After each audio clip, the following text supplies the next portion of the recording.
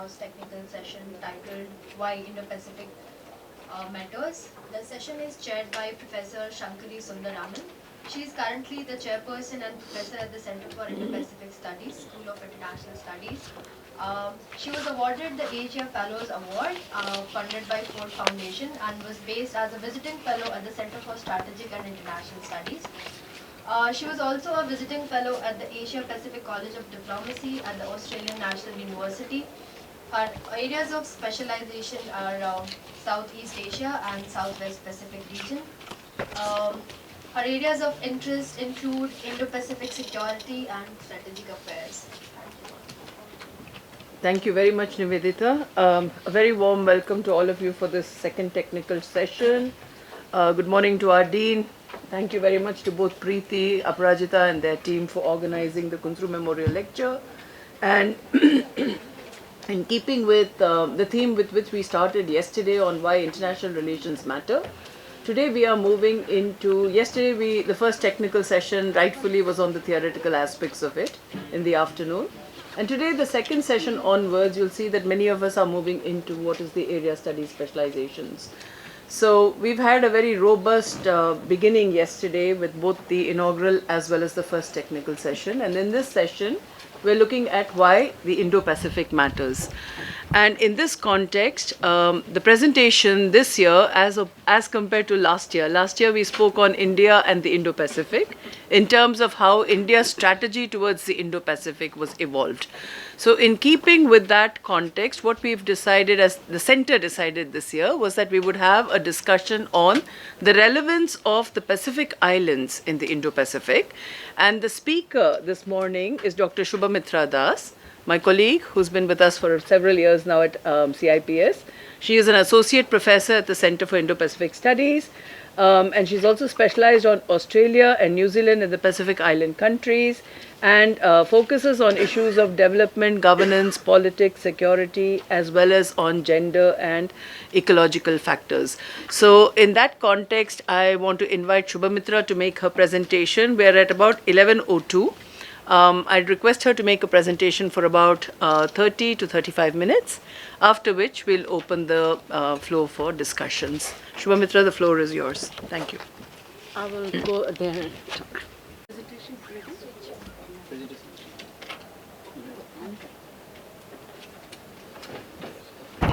Hello?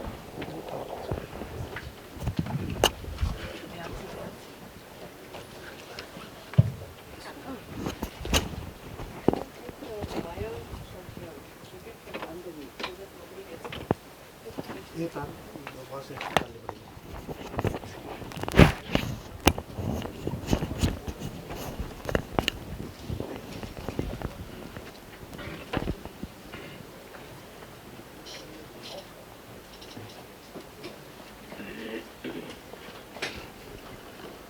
ये नीचे से यहीं से पकड़ा दो, यहीं से पकड़ा दो। बस ठीक है।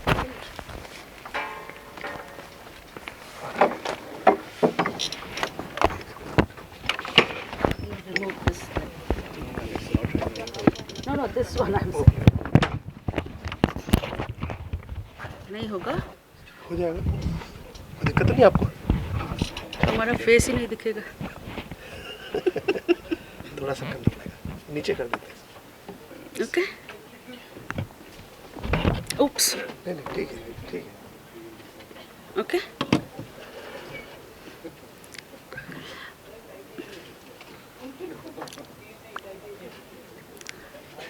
Shall I? Okay. Hello, everyone, and a very good morning. The topic for the day, Indo-Pacific Matters. You know, I would say that first, because of its ubiquitous nature, it's like Indo-Pacific is in the air. Am I audible now? 2 mics. Are you able to hear me?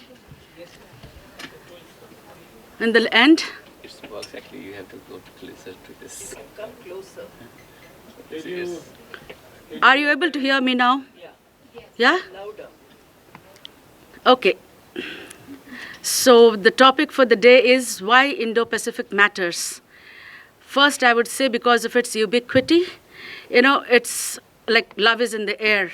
Indo-Pacific is in the air. It's present everywhere. Everybody wants to talk about it. Everybody wants to be a part of it. And it's so important. It's most happening nowadays. But I'm not going to talk about Indo-Pacific per se as how it evolved and all that, but I'm going to look into the Pacific side of the Indo-Pacific. What I'll be talking about is, as the presentation shows there, the geopolitical relevance of Pacific islands in the Indo-Pacific. And when we talk about this, first I would like to show you the map. Please, can you? Acha, okay. When you see this map, what you see is the Pacific Island region. Why it is so important is because it is a transit point of the global trade routes and also the microcosm of balance of power among the Pacific Rim countries. Now we'll have to know who these Pacific Rim countries are. When you look at the map here, you see Australia, New Zealand, parts of Southeast Asia, China, Russia, America, even South America like Peru, Chile. These are the countries which are actually ruling the roost.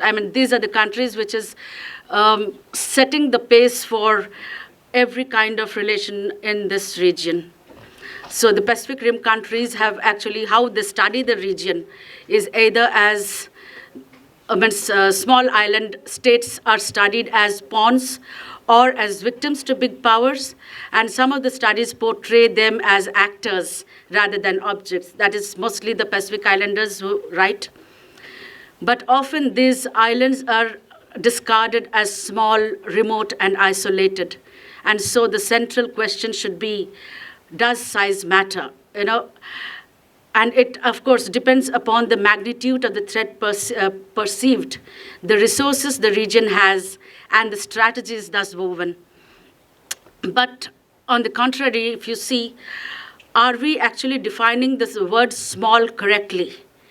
Since the island countries with large EEZ, that is exclusive economic zones, which make them large oceanic countries, these countries actually drive home the fact that a country's size is not landmass, but also its waters.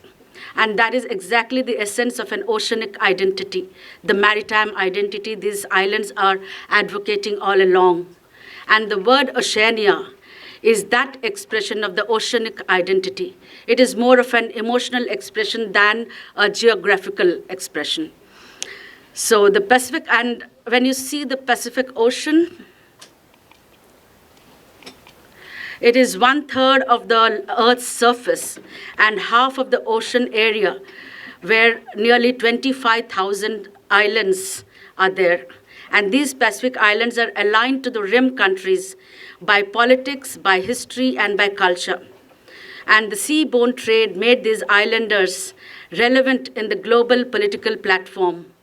And with diverse economic interests, which started by the colonial countries and now the rim countries, which has given this region a new strategic significance.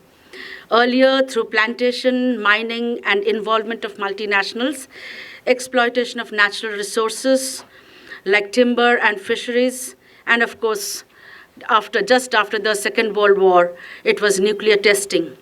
And now it is building of military bases and aid distribution.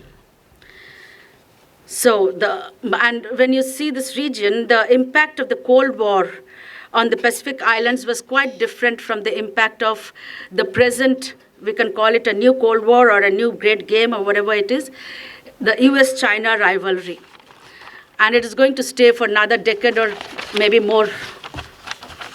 And during this Cold War, these islands were slowly decolonizing, and the patterns of development assistance was being chalked out. And to keep these islands within their sight, it's a very strategic move that eased the process of fortressing the region from other powers, especially from erstwhile USSR, and now it is from China, even Russia, North Korea, you can just name them. And but now this present time, dealing with China is different because China is already deeply involved in this region and is determined to integrate Taiwan. While US is resisting so that China doesn't go overboard, let's wait and watch about that. And the new normal in this region is not only the Pacific Islanders' domestic concerns of climate change and regionalism, but China's assertive ascendance, which has made the small islands wary of its actual intentions. And let's see the interplay of how geography and politics, which has become quintessential in understanding how islands play a role in the games of power and influence. And geography, this has become the core component, and it has always been the core component in every country's foreign policy making, just because of the fact that it is a permanent factor. And when we speak of geography, we are not only talking about space, location, or distance, but also the resources are taken into consideration. So we need to understand that the spatial dimension of power that shapes the reality and the perception, and which takes a slow turn towards a process where the creation and shaping of ideologies happen. And therefore, geopolitics is studied from two major angles. And first, that is through maps, that is the cartographical interpretation of zones of interest and zones of influence. And second, of course, is the power equations of the region. And these maps are again prepared with the idea of a battleground, where contentions, contestations, and hostilities are clearly demarcated. These maps also help in creating a narrative, leading to planning strategies for different modes of cooperation and again contestations. And it further creates a strategic culture where understanding geopolitical goals and issues becomes imperative. And it is quite interesting when you see this region that the strategic culture that is created in this specific region is mostly by the rim countries, the Pacific Rim countries, rather than the resident Pacific Islanders. And here comes a major question, that does the strategic culture of the Pacific Islanders synchronize with the strategic culture of the Pacific Rim countries? And we'll go through that process in this paper. Now, during this Cold War, US tried to fortress the region against communism and used the region with many of its bases. It's too light there, it's not very visible. If you see this region,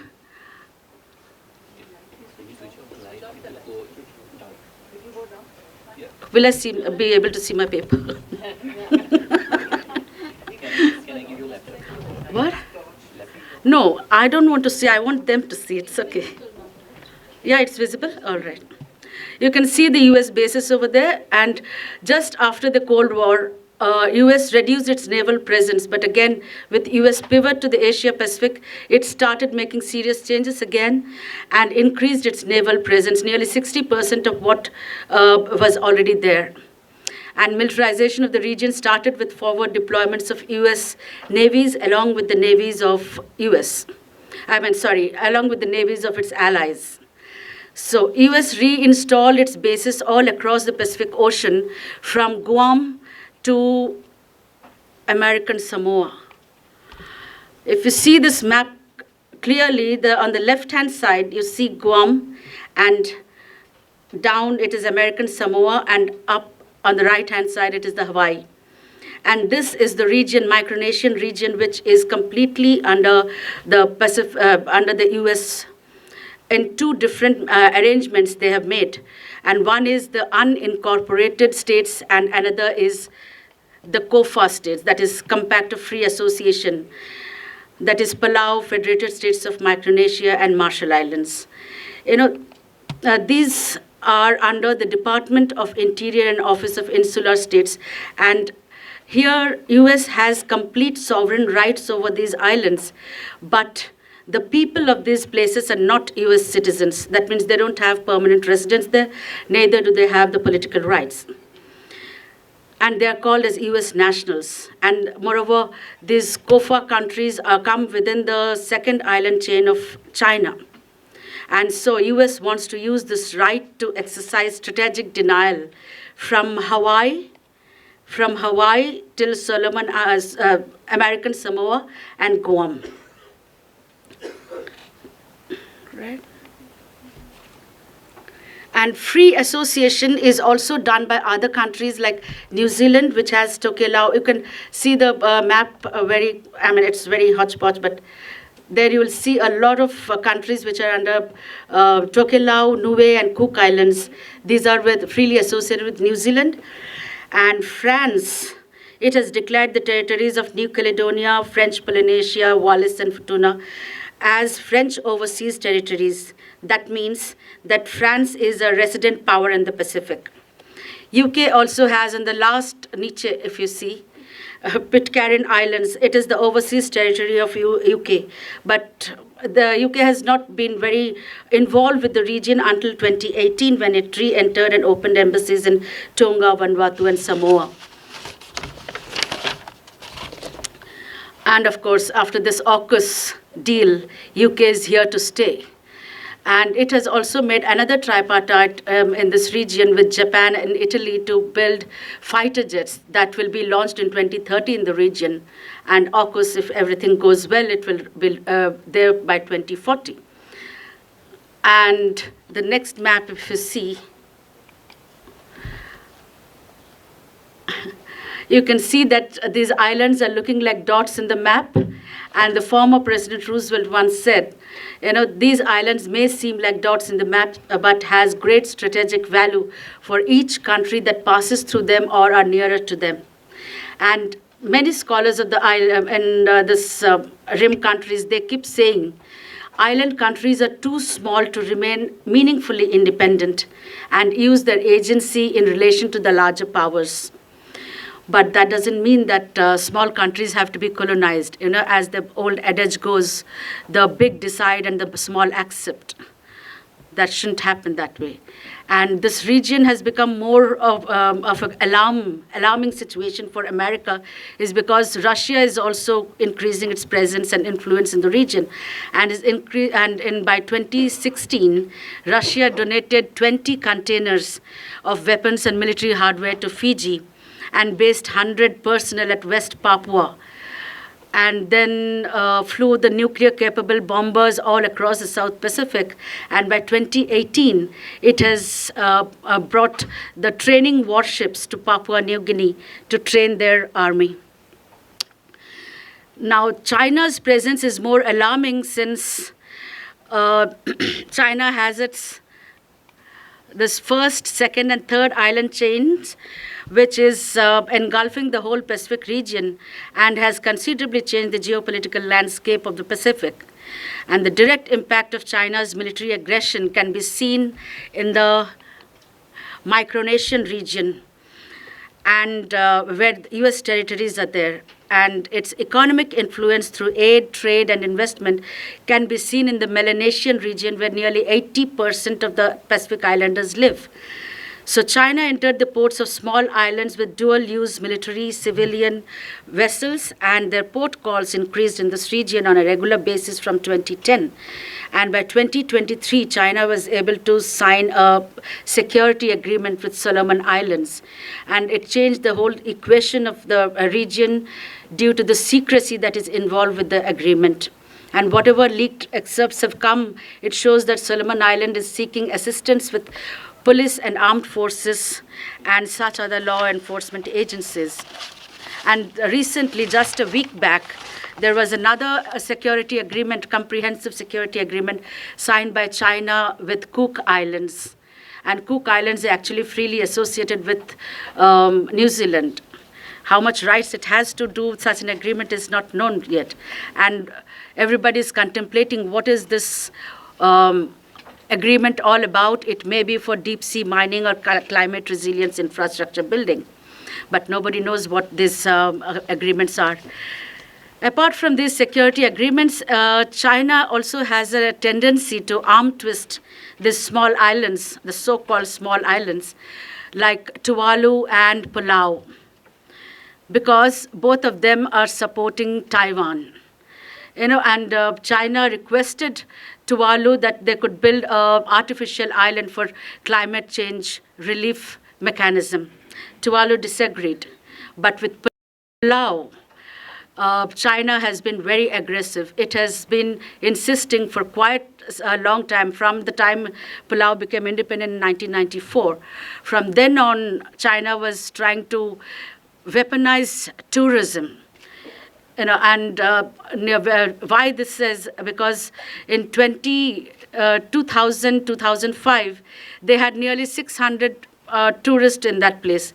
But now, and 2015, 2020, they have got 91,000 tourists in, and that money is very important for Palau. And Palau is a country which has only 18 to 20,000 people. And weaponizing tourism. And also, another interesting thing is they're sending criminal gangs to Palau and disrupting maritime border security. And so Palau requested US to build a naval base on its grounds. Now, China's persuasion, we all know that it usually happens in the least developed countries. And the least developed countries in Pacific Island is Solomon Islands, Kiribati, and Tuvalu. But the highly dependent countries on China's aid are Tonga, Papua New Guinea, and Vanuatu. Why these islands are geopolitically so significant is because it works as forward power projection for potential conflicts, to project power and also to project readiness for war. And these microstates has no military except for Papua New Guinea and Fiji. And more or less, it allows the presence of US and other powers. For example, during the Second World War, US was able to take this whole region basing on Solomon Islands and island hopping and fighting against Japan. But, this US made this whole region seem to be like a passive Anglo-Saxon lake, a maritime domain shaped by America ever since the World War II and now, even after this Cold War period.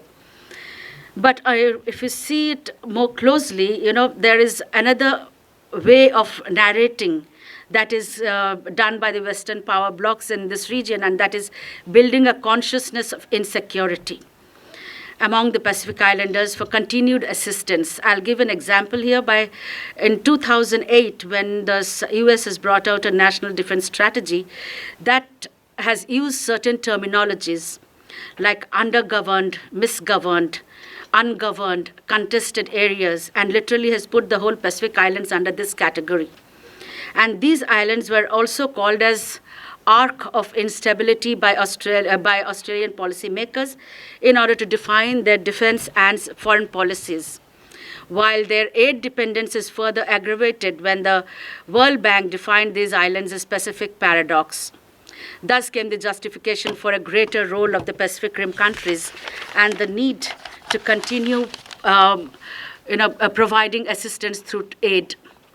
And aid became a political tool to gain leverage. And the Pacific Islanders also started playing the game. And this led to corruption, and which again was a major reason, one of the major reasons for civil strife in Solomon Islands during the early period of 2000s.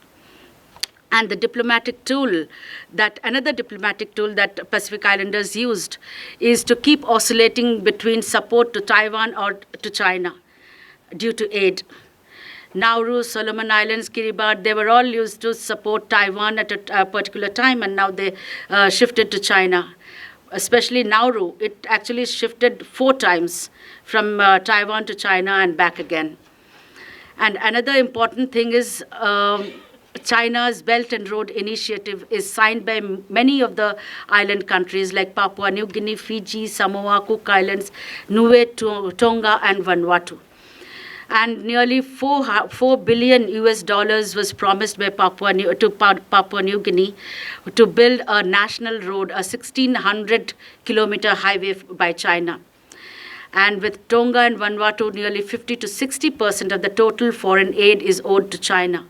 But the countries in the region are not very worried about it because Australia is still the #1 donor there, and $17 billion is shelled out through the Pacific Aid Map. compared to the second largest donor, that was China, which has only $3.7 billion. But now it has shifted to the 7th position in 2021 because Australia and its like-minded partners started supporting the region. And the Quad countries have taken a serious interest in the region and is working on all the 4 dimensions of maritime security, and that is national security, marine environment, economic development, and human security. And this is the reason that Pacific Islanders willingly agreed with these Quad countries and are cooperating with them. And the issues of concern that are chalked out by the Quad countries is that capacity building for climate change, management of fisheries and regular surveillance mechanisms, building structure for law and order with the help of civil societies, people-to-people connections, building infrastructure for climate resilience and stuff like that. And they are able to know, these Quad countries were able to understand that the definition for security and stability for the Pacific Islanders is basically for survival, economic development, and, of course, economic growth.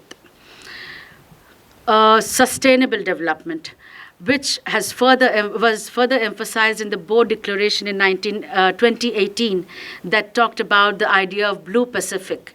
It's a collective and an assertive Pacific diplomacy, which actually uses the strategy for national security that tilts towards the non-traditional security, especially the human security. And the issues which are more important for these countries is human security, climate change, water security, violence against women, urbanization, unemployment and ocean management, and fisheries and decolonization. So the Pacific voice of the Indo-Pacific is too soft because most of them do not have either the political or the economic clout. But through oceanic regionalism, they are able to make their voice heard, and their issues are being acknowledged both in the multilateral and the regional forums. And what Australia, US, New Zealand, Japan, and also India of late has started is they brought out certain initiatives for the Pacific. And I would say that US has brought out in 2020 the Pacific Pledge, but this I will keep on hold because Trump has also kept it on hold, right? And Australia's Pacific Step Up, then New Zealand's Pacific Reset, Japan's Pacific Plan, that is Pacific leaders, island leaders meet, and India's FIPIC, Forum for Indo-Pacific Island Cooperation. And these are all parts of Indo-Pacific strategy for a free and open Indo-Pacific. And within this Indo-Pacific strategy, one of the most important countries here that actually got involved in this region is New Zealand, because it has that history of being a moral exemplar during the negotiations of South Pacific Nuclear Weapon Free Zone Treaty. And of course, New Zealand was labeled as a recalcitrant member of the ANZUS with a kiwi disease. But then New Zealand has shown this Polynesian identity to such an extent that the Pacific Islanders feel closer to New Zealand in taking up these programs.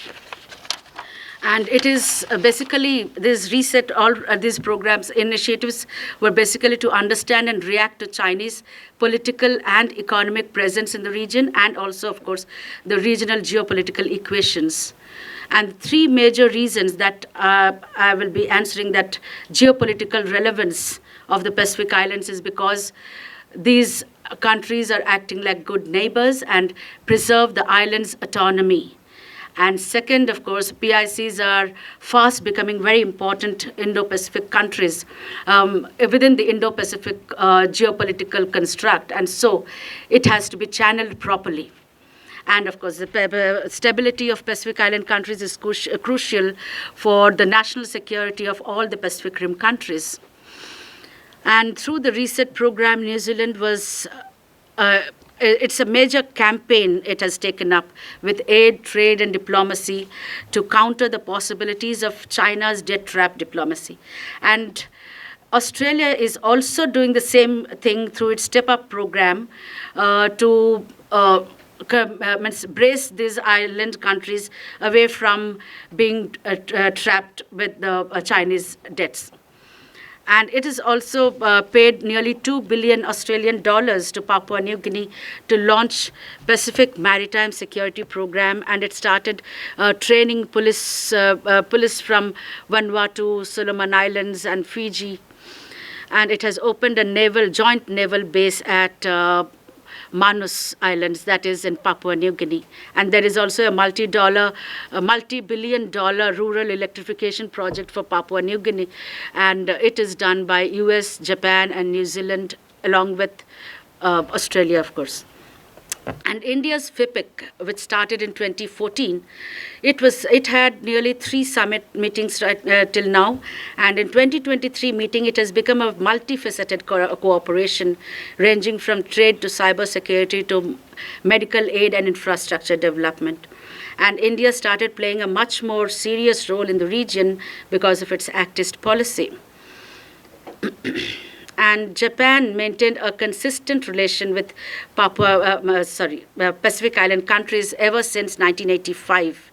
And with the Coronary Doctrine and the 5 principles of respect, mutual respect, development assistance, and regional cooperation, people-to-people exchanges, and all that.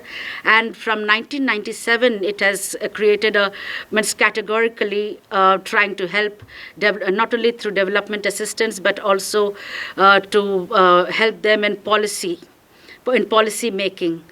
And this Japan's collaboration was with all the Pacific Island Forum countries.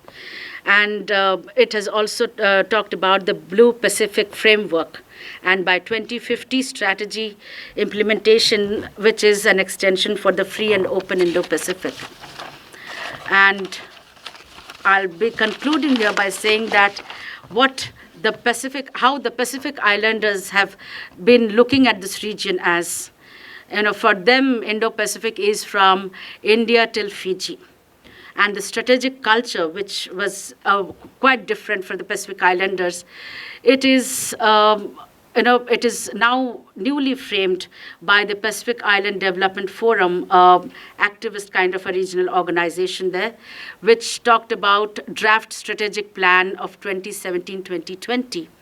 And that emphasized on first and most important for them is self-determination. And second is the green and blue Pacific for economic development, sustainable and inclusive economic growth, and while questioning seriously about mining, even the seabed mining, and carbon emissions, fisheries, and forestry management. And it's but understood, given this fragile ecosystem, climate change will be a primary cause for concern. And though the Pacific Islanders of Guam, they are called Chamoras. And they are fighting for self-determination for quite some time from the Cold War days. But then this heightened US-China rivalry has put it in the back seat. And Guam is the most important base for US, which is strategically pointed towards China and North Korea.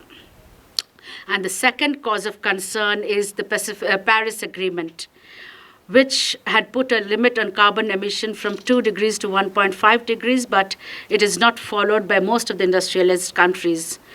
And here I would say that India has a much better role to play in advocating on climate change with the Pacific Island countries and collaborate on new methods of resilience. Since US, the first thing Trump did was to get out of the Paris Agreement, and China is also a #1 emitter of greenhouse gases. Australia still exports coal and still is the #1 country that uses coal-fired fuel.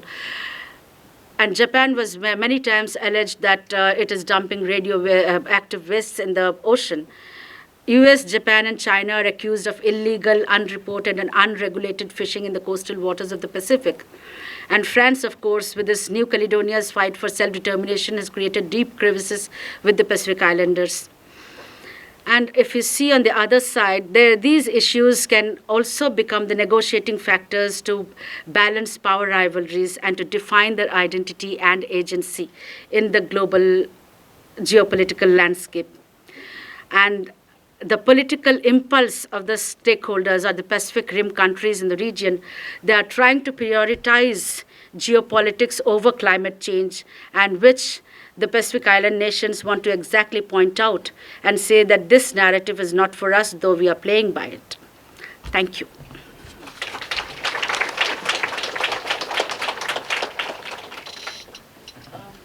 Thank you so much, Shubhamitra. Come back.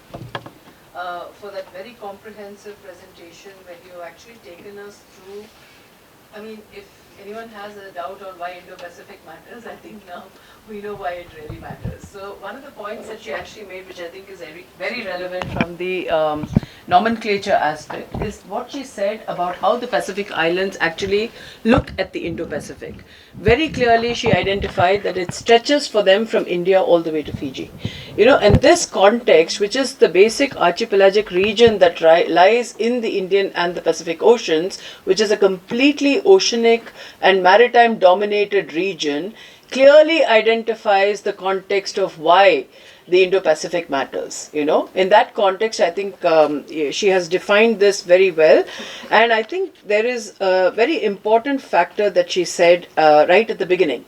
Because when you talk in terms of small countries, you tend to look at it in terms of how territory, how resources matter, without the added context of the maritime itself. And I think this is where the definition of the Indo-Pacific and why the maritime becomes important from our assessment in terms of what this area represents is very clearly dominated by this oceanic extent.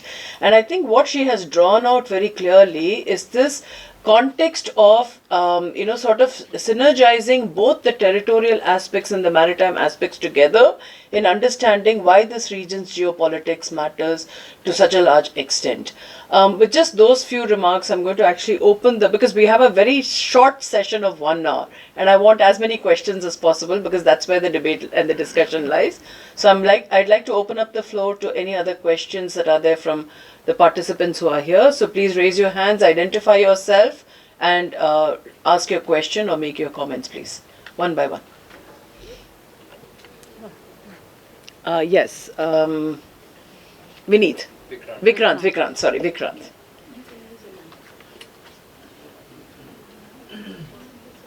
Apologies, Vikrant, I'm still getting used to all your names. Huh? Sorry, ma'am. Ma'am, my question is, Indo-Pacific has been becoming the theater of major geopolitical and geostrategic shift and a new global center of gravity around which. But now, ma'am, can we see it if India, like a lot of scholars are continuously saying, that India should go for multi-alignment instead of going for organizational or like multinational alignment in an organization. For example, like a Quad. So many scholars are saying that in Indo-Pacific, India should prefer to go for multinational alignment, multi-alignment with the country's specific itself, not for the organizational level. So like for example, we have a historical legacy in the Southeast Asia, in Vietnam, Cambodia or Indonesia. So shall we just go for this only, or like we have to like the Quad and all? Okay, I'll take 3 questions together. We do 3 together because we may have more. Is there anybody else? Yes, there are 2 questions here. We'll take Professor Varun Sahani first and the student after who's sitting there. Professor Sahani?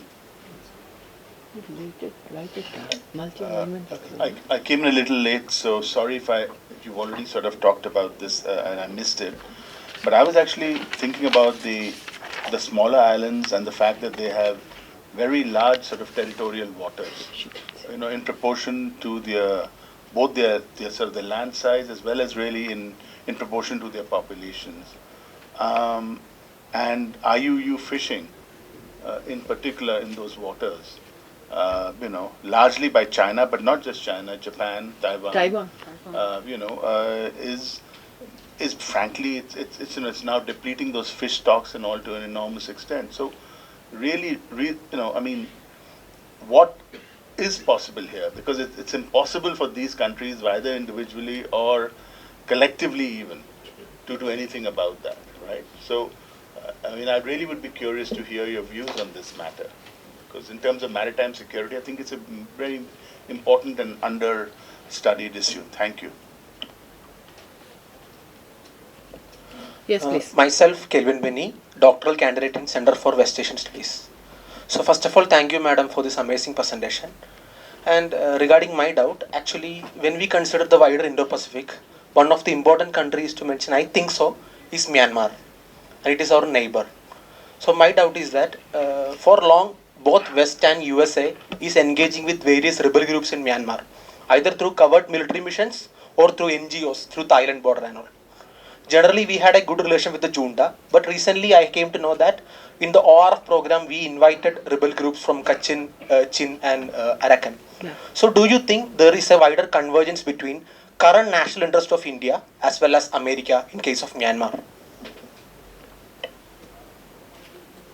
Okay, we can take these three questions first. Shubhamitra?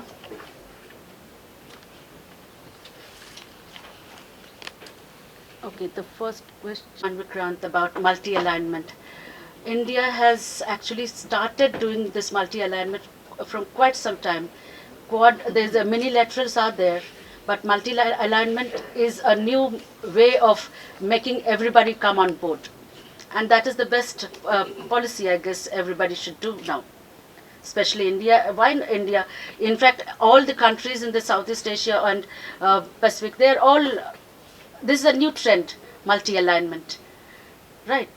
They're mixing with US as much as with, China.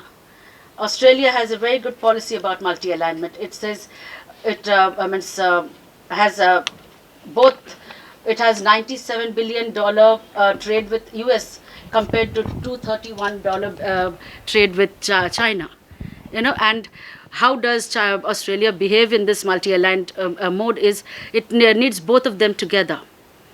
And what is it doing? It says, okay, I will mix with everybody. I mean, I'll agree when I can and disagree when we must. And this is what multi-alignment is good for, right? It's okay? Did I answer your question? Yeah.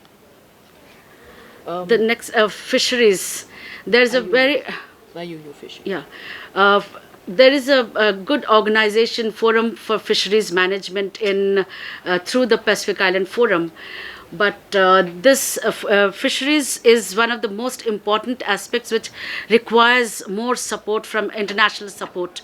Because most of the time we find these countries being mostly troubled because of fishing. And in their territorial waters are always being used for illegal fishing. So what these countries can do is, especially the PIDF, which is Pacific Island Development Forum, which now may not be very successful because Fiji has again joined back in Pacific Island Forum. But this organization has more leverage because they have included philanthropists, civil society, business corporates, and all those basically the whole of civil society to work on fisheries. And fishery management, it requires more, again, aid from Australia. Australia is very much involved into that. And I think Forum for Fisheries Management is one of the most important organizations there, which is consistently working on that. But when it comes with China, Japan, and their illegal entry into the region, I mean, so many things remains unresolved. And the next one is what? What is the question was on Myanmar. Okay, India's means why India is means Myanmar is important to India, right? Why the borders are important for us, you know? It's just because of that. And when I'm not very much aware of this Myanmar thing, but still, I would say that India has a very important concern in Myanmar because it has also have taken some, what is that place, Rohingyas territory? Rakhine state. In that, India also has equal stakes as much as China has. And so India has to have those good relation with Myanmar. And India's border, that is the only Southeast Asian country with which India's border is there. And if you see with the Northeast countries, where India's major emphasis is, you know, with the Look East policy, Act East policy, there and these islands, northeast countries are actually having such a border with them. The States, not countries. sorry, not the states. These states have such a, border relations, transboundary identities. It all is so important for the northeast states to be with having proper security, and so Myanmar is very important. And I'm just going to come in on one factor, just to highlight what Professor Varun Sahni raised about the maritime waters and how the small states and the oceanic context is there. Actually, Varun, before you came in, she did make that context about the the size of their maritime areas. And I think where we have to sort of understand, because this is where you pointed out one interesting factor on IUU, that is not just China and Taiwan, but even countries that are supposedly normative players like Japan have a violation, because the entire whaling industry that is there from the Japanese side impacts the region considerably in terms of IUU fishing.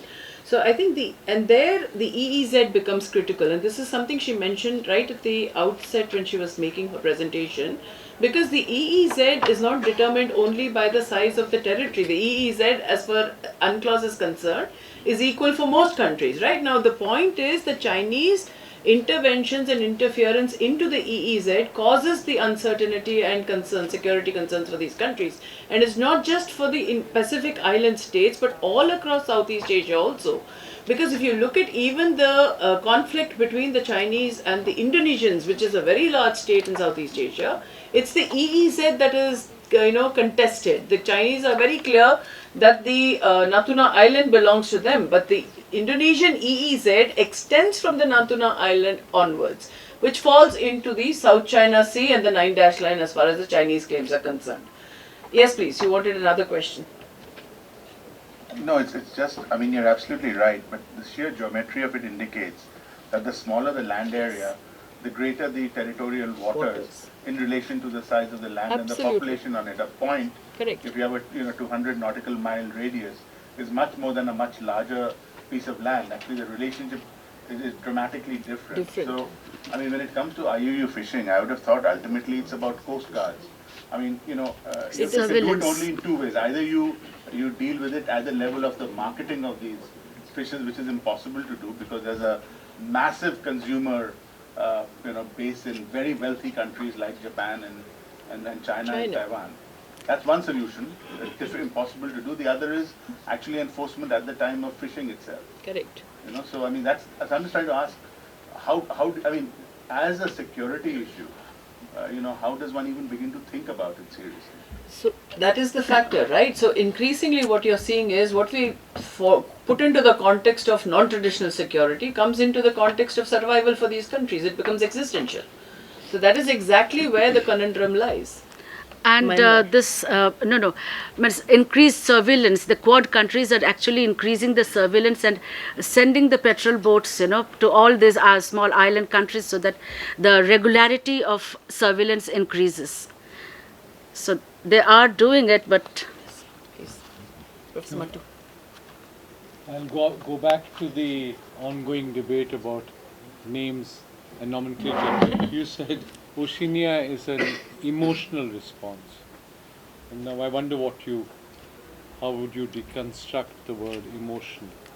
Because I try to read up as much as I can about Oceania, and it seems that it has its origins in 18th century.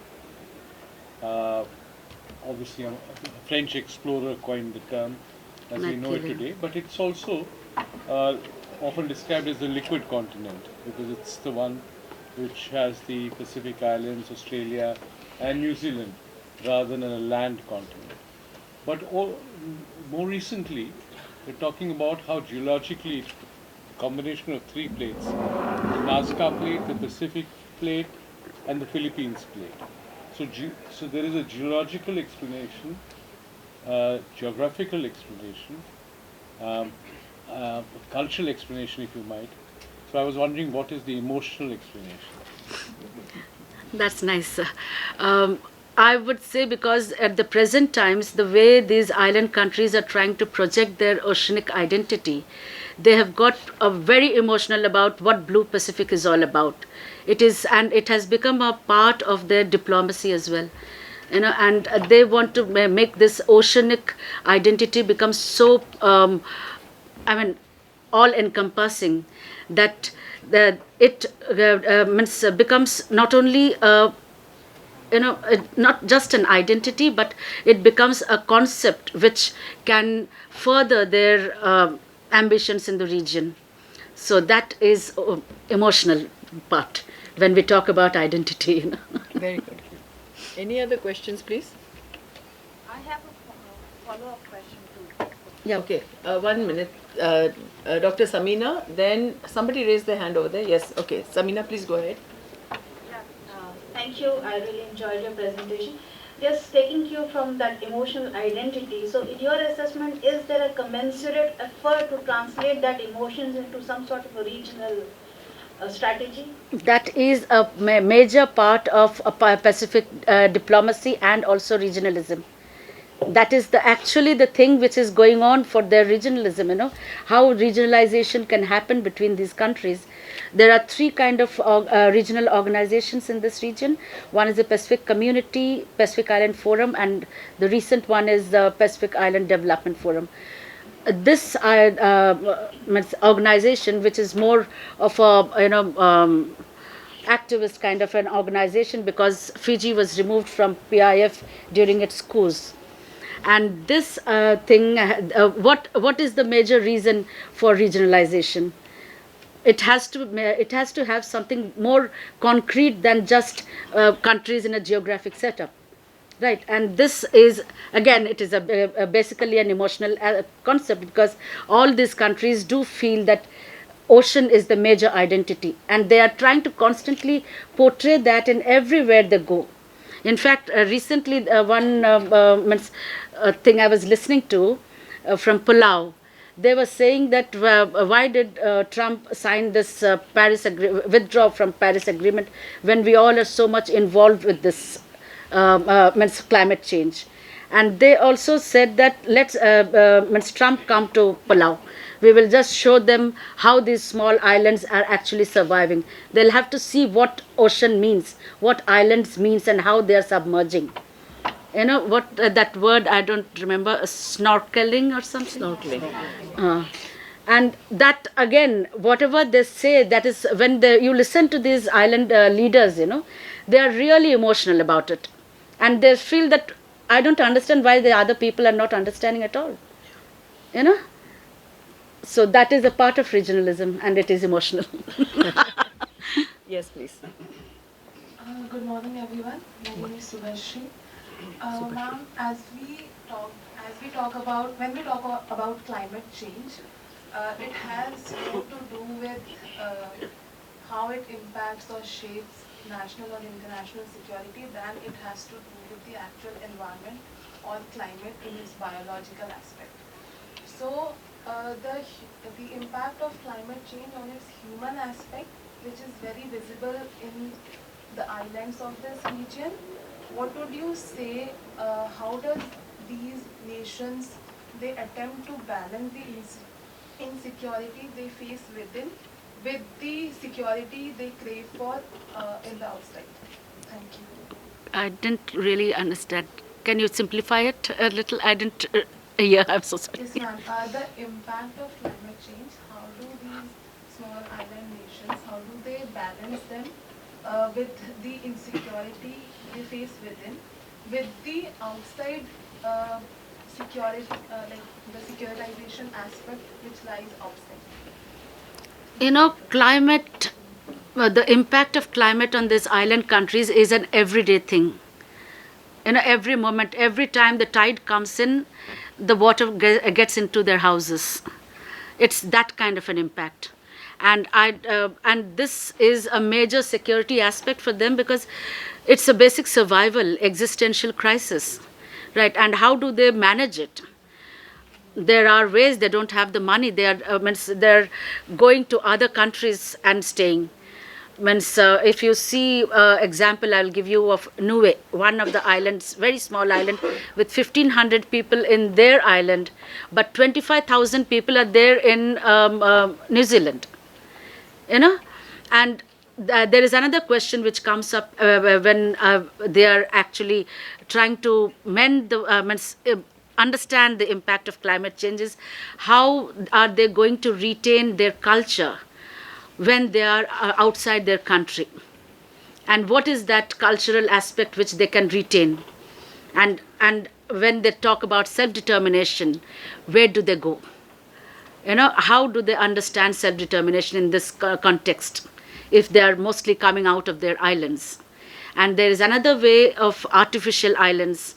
I don't know how feasible that is and how costly it will be, and if these countries can afford with the kind of aid they are getting.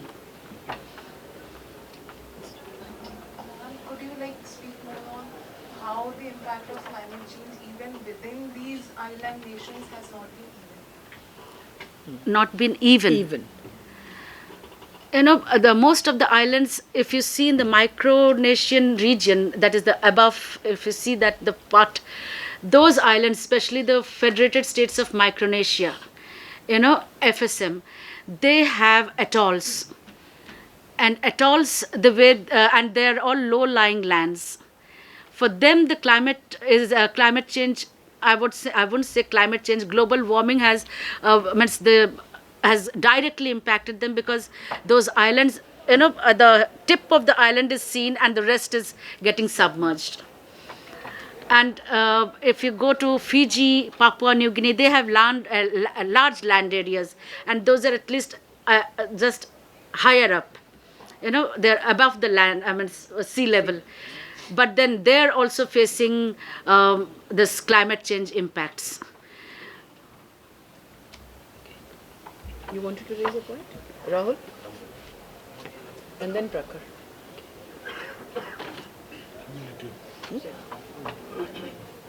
Yeah, I'm winding up, sorry. Very quickly, please. We have just 3 minutes before the next session. This will be the last two. Really? Yeah, just 3 minutes. Thank you, ma'am. Shubham, very compact, insightful presentation, and I commend you for that. Based on what you've said and the way things are in the Pacific Island region, it is very clear the superpowers and rising powers are jostling for power and influence, which is very similar to what has been happening in Southeast Asian region for quite some time, past 7+ decades. So that's one point of similarity. The second is that, just like Pacific Island countries, not in quantitative terms, but Southeast Asian countries are also vulnerable to superpower pressures and influences and dominating tactics. That's another point of similarity. So if we put these together and compare Southeast Asia or ASEAN, if you will, with Pacific Island region, why is it that Pacific Island has not, countries of the Pacific Island have not been able to have their normative agency like ASEAN in setting at least some basic rules of the game, basic rules of investment and power politics and how they navigate? So why is it that they have not been able to do it? That's my first question. Second, if you have time, if you could throw some light for the benefit of audience, the intra-Pacific differences and what role that plays in inviting or engaging the superpowers. The first one, why there is no much emphasis of this regionalism, strong regionalism that didn't happen, is because it is not just the Pacific Islands. There is the direct involvement of Australia and New Zealand, which and their mindset is quite different compared to the Pacific Islanders, the Asians. They don't call them Asians, they call them nations. Micronesia, Melanesia and Polynesia, nations. And their ideology is more about their survival, but for Australia, again, the ideologies are mostly Western. And what is the second question you said? Intra-Pacific disputes. Oh, that is again, if you see the cultural arrangement that is done of the Pacific Islands, you'll see that the Melanesian place, which actually is the closer geopolitically to the mainland Southeast Asia, not mainland, what do you call? archipelagic Southeast Asia. And these countries have a different political agenda. And for them, this it's not just survival, but it is a decolonization, which is very, very important. And for Micronesia, they are all under US, so their emphasis on mixing with others is not much. But Polynesia, which is culturally very proud, and they don't want to really, and they're not only culturally proud, but they're culturally, economically also very sound compared to the Melanesians. And there, this organization they have, within Melanesia, that is, what is that, MSG? Melanesian Spearhead Group. That one has a very different political agenda compared to the Polynesian Leaders Summit. And Micronesia also, doesn't have that strong regional grouping the way Melanesians have. Melanesians are having a very typical Asian politics compared to Polynesians. Polynesians don't care because they are too rich. And whatever aid they get, that aid is also more, makes them have a better lifestyle compared to the Melanesians. Melanesians actually like any Asian or African countries. I think we've completely run out of time, and I think Professor Ray is here for his session. So, Prakhar, your question we can take outside, one-on-one, all right? I'm just, sorry, any other questions? I'm not taking any more because you can take it outside after the session is over. We're running into time for the next session. So, it's my honor and privilege to thank Shubhamitra for an excellent presentation, and to all of you for excellent questions and comments. And I hope that you've enjoyed the session. Thank you so much. Thank you for the share. Very much. Thank you. Very appreciated. Thank you. Of the panel.